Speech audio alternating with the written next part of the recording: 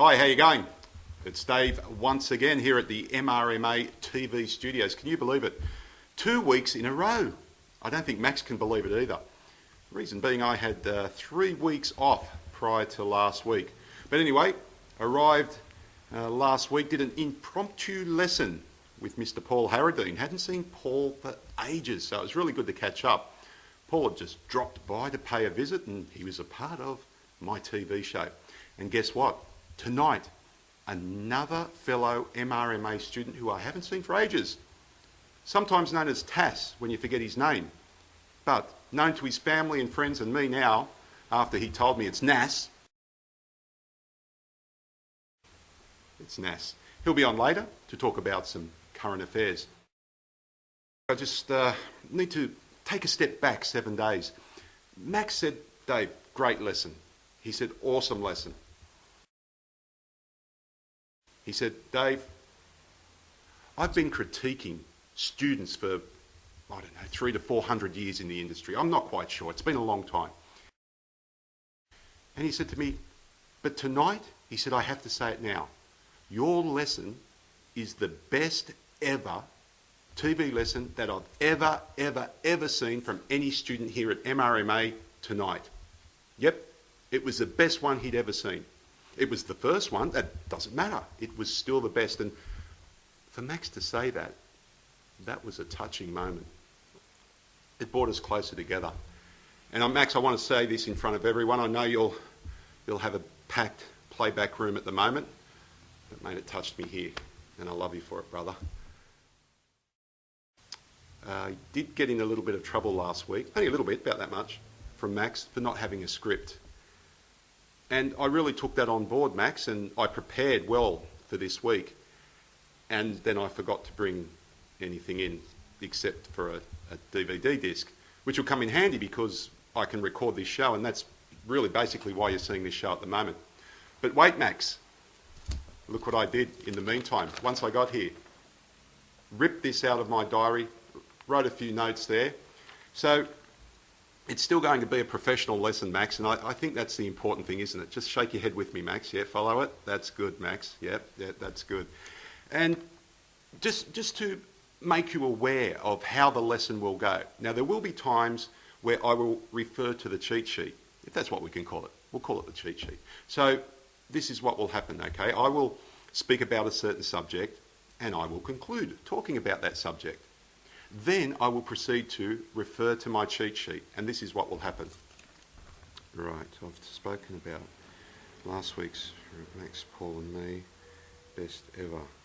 Okay, great. Right. So no need to be alarmed if you see that happen where it's basically my head down in the cheat sheet. It's all good. Now, on another subject, you've probably noticed, you've all been sitting there in the packed playback room, thinking to yourself, isn't Dave in a good mood? I am, I'm in a great mood. And you know why? Monday just gone, Kev stimulated me with his package to the tune of $900.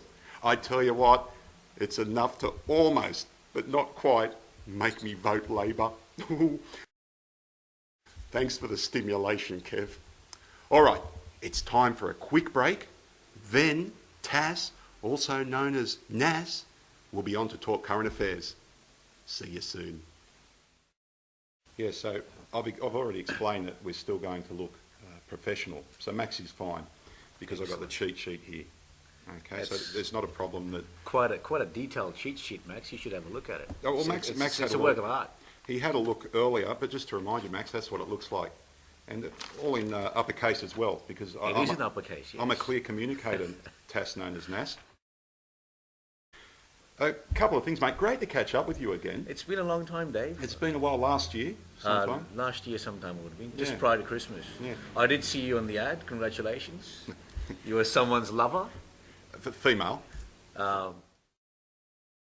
Anyway, new subject.